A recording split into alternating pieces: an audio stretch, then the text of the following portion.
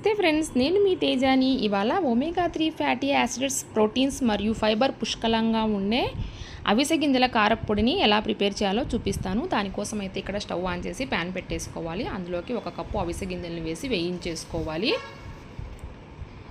ఇవి ఒక ప్లేట్లోకి తీసేసుకోవాలి. ఇప్పుడు అదే ప్యాన్లో 1/2 కప్పు పల్లీలను కూడా వేసేసి దూరగా వేయించి పక్కకు తీసేసుకోవాలి.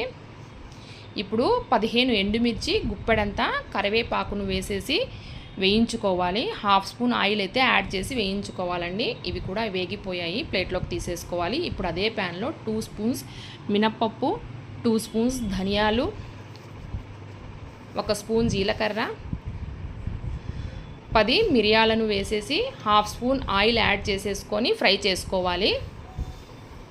ఇవన్నీ లో ఫ్లేమ్లోనే ఫ్రై చేసుకోవాలండి. హై ఫ్లేమ్లో పెట్టేసుకొని ఫ్రై చేస్తే మాడిపోతాయి. ఇప్పుడు ఇందులోకి కొద్దిగా చింతపండును యాడ్ చేసుకోవాలి. అలాగే 1/2 స్పూన్ పసుపును కూడా యాడ్ చేసుకొని ఫ్రై చేసుకోవాలి.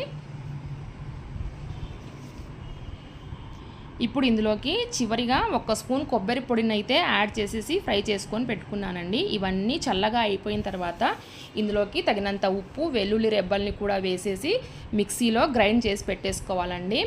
అవిసె గింజల్ని, పల్లీలను కూడా వేయకూడదు. ఇవి గ్రైండ్ అయిన తర్వాత అవి యాడ్ చేసుకోవాలి.